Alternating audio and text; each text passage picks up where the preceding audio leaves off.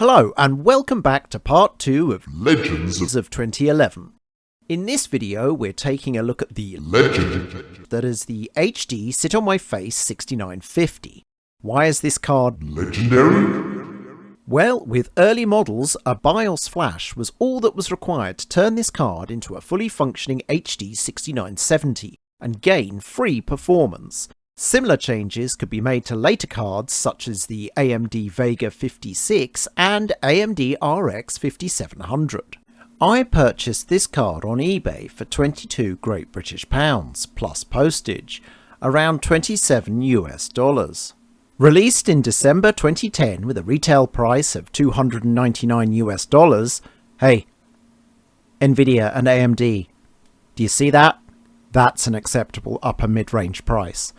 This GPU is based on the Terascale 3 architecture. This Sapphire HD 6952GB doesn't have the 8+6 pin power connector, so can't be turned into a fully functioning HD 6970. But with a flick of the BIOS switch we can enable all 1536 cores. I've left this card at the default 1408 cores as, well, I forgot to flick the switch before testing. Here's a quick reminder of the system specs. All that's changed is the GPU. Checking the specs in GPU-Z, we can see the HD 6950 uses the Cayman GPU with 1408 enabled shaders, running at 800 MHz, has 88 TMUs and 32 ROPs. Memory is 2GB of GDDR5 connected to a 256-bit memory bus, running at 1250 MHz. The driver is Crimson 16.2.1, the last release for the 6000 series available from AMD's website. Theoretically faster than the GTX 560 Ti, and with twice as much VRAM, let's see how it compares to Nvidia's card in our 2011 games. Kicking off with Heaven 4.0, the HD 6950 produces an average frame rate of 38.4 FPS and scores 968 points. Comparing this to the GTX 560 Ti, we see the HD 6950 winning by less than 1 FPS, which is within a margin of error, so they're neck and neck so far. I went back and ran the benchmark again with all 1536 cores enabled on the 6950 and scored 1006 points with an average frame rate of 40 FPS. So we're not missing out on that much performance by running with only 1408 cores enabled. In Battlefield 3, the HD 6950 delivers a 9 FPS improvement with 76.4 frames per second, compared to 67.2 FPS for the 560 Ti. 1% lows are within a margin of error, but at the 0.1% low, the 6950 delivers a slightly better 26.8 FPS, compared to 23.9 FPS for the Ti. Both cards deliver the same experience, and if you were playing Battlefield 3 back in the day, I'm sure you would have been happy with either card. Skyrim has some disappointing results for the 6950. While the GTX 560 Ti delivers an almost rock-solid frame rate, the 6950 suffers some slight drops at the 1% and 0.1% lows. The cards are tied at the average frame rate, which is capped to 60 FPS. At the 1% low, the Ti is still delivering just under 60 FPS, while the 6950 drops to 42.8 FPS. At the 0.1% low, the GeForce delivers 56.1 FPS, while the 6950 is 16 frames per second slower at 40.1 FPS. From the benchmark results, the GeForce card is far smoother, but you could play Skyrim on the 6950 and have a nice enough experience. Does the HD 6950 run Crysis?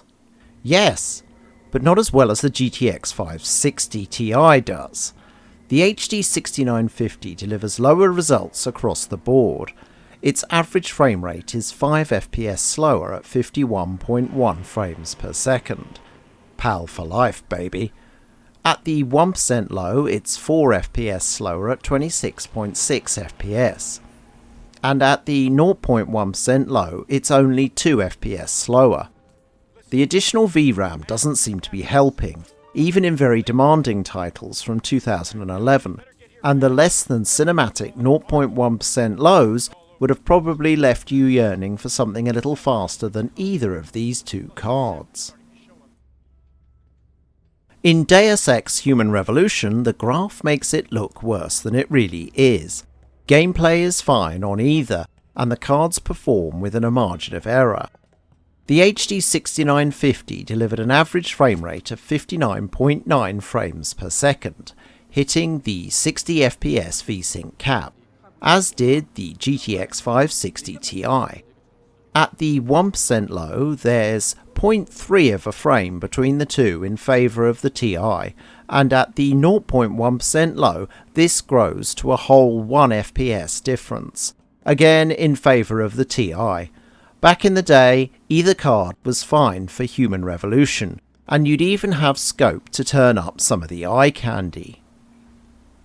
In The Witcher 2, we have wins, losses, and ties. For the average frame rate, the HD 6950 delivers 73.3 frames per second, 4 FPS faster than the GTX 560 Ti. At the 1% low, the Ti delivers the better result with 48 FPS, compared to the 6950's 42.7 FPS. The 0.1% low is within a margin of error, with both cards scoring around 30 FPS. In this benchmark run, it favours the 560 Ti. Back in 2011, either card would have been fine for The Witcher 2. The HD 6950 has the higher average frame rate, while the GTX 560 Ti delivers a better 1% low. The HD 6950 puts in a disappointing performance against the GTX 560 Ti and Portal 2, with the Nvidia card able to deliver an average frame rate that's nearly twice as fast as the 6950's 103.3 frames per second. At the 1% low, the 6950 delivers a cinematic 24.7 FPS compared to the Ti's 54.8 FPS. However, at the 0.1% low, the 6950 puts in a better result at 15.6 FPS compared to the Ti's miserable 4.8 FPS. I'm going to take a wild stab and say this could be down to the 6950's larger frame buffer. So the GTX 560 Ti is the better card for Portal 2, and while its poor 0.1% low indicates some stutter, it delivers a better average frame rate and 1% low. Arkham City runs much better on the HD 6950 than the GTX 560 Ti. While the Ti is able to deliver a higher average frame rate compared to the 6950's 47.5 frames per second, the Nvidia card suffers from terrible drops at the 1% and 0.1% low. For the 1% low, the 6950 delivers 34.7 FPS compared to 13.6 FPS. And at the 0.1% low, the 6950 delivers 18.6 FPS, compared to just 6.4 FPS from the GeForce. It looks like the GeForce might be running out of VRAM in this title, causing those performance drops, in which case the 6950 is the better card for Arkham City. In Assassin's Creed Revelations, the HD 6950 wasn't able to match the GTX 560 Ti's average frame rate of 110.5 frames per second, but was still able to deliver 81.1 FPS. The cards are very close at the 1% low, with the GeForce slightly faster at 41.1 FPS, compared to the 6950's 37.8 FPS. At the 0.1% low, the 6950 delivered a much better 28 FPS, compared to 16 FPS for the Ti, and for that reason I think the 6950 is a better card for this title. In the future, there is only war. Dawn of War 2, that is. In this title, both cards put in a decent result, with the HD 6950 delivering an average frame rate of 71.3 frames per second, compared to the TI's slightly faster 78.5 FPS. At the 1% low, the TI delivered 30.8 FPS, which is okay, but the 6950 had a cinematic result of 23.5 FPS.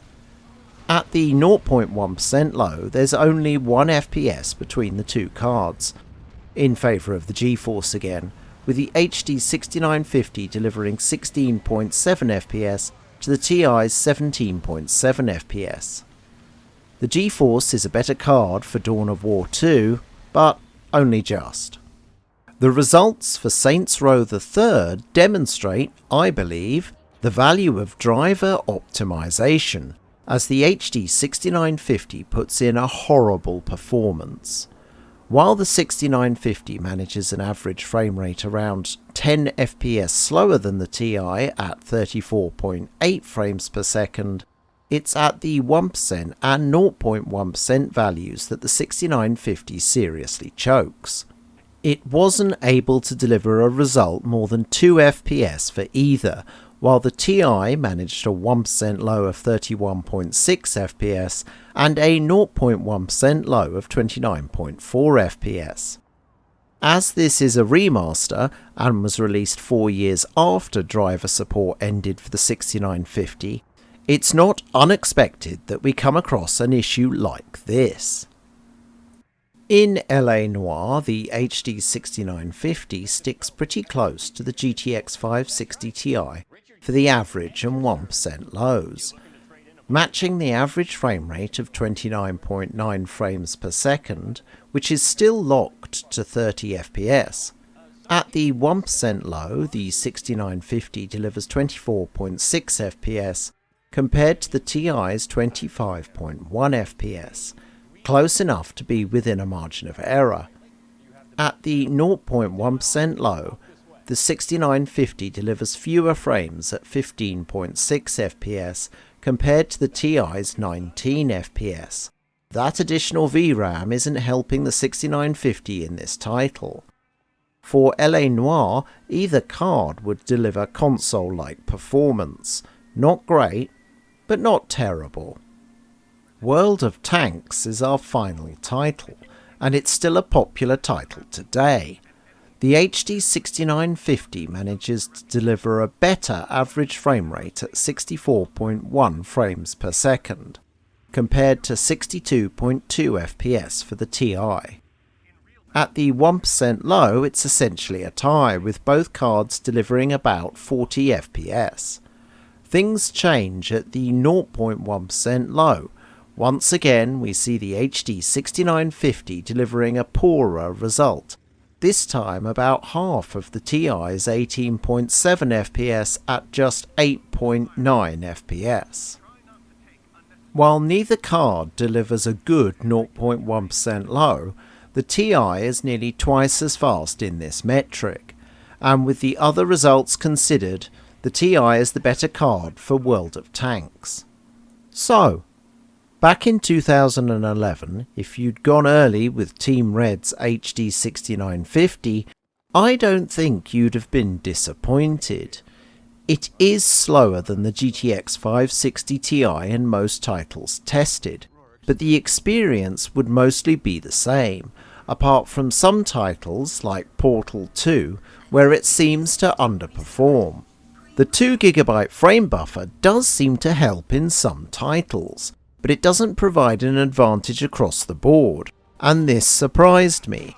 I thought the larger frame buffer would help to deliver better 0.1% lows, but it seems the poor 0.1% results we've seen from the HD 6950 in some titles are not due to a lack of video memory. What does appear to be an issue is driver optimization, and this was clear in Saints Row the Third, where the HD 6950 performed particularly badly. but that remaster dates from after driver support for the 6950 ended, so isn't a huge surprise. However, it does appear to be poorly optimised for Valve's Source engine, which runs Portal 2, and that was released way back in 2004. One thing to consider is that 1080p wasn't really a standard back then, and these cards were probably designed with a lower resolution in mind. While both are out of support, it seems that Nvidia did a better job of optimizing performance during the life of the Fermi 2 cards. Our final legend of 2011 is the GTX 570, and we'll take a look at how the GTX 560 Ti's bigger brother does with our 2011 games. That's all for now, Rammers. Catch you next time. Laters, Bob. Run all my games and tell me that you love me. I'll play all my games and say that I love you too. Life can be fine if we buy a 69, then play all our games in all sorts of places and play till we're blown away.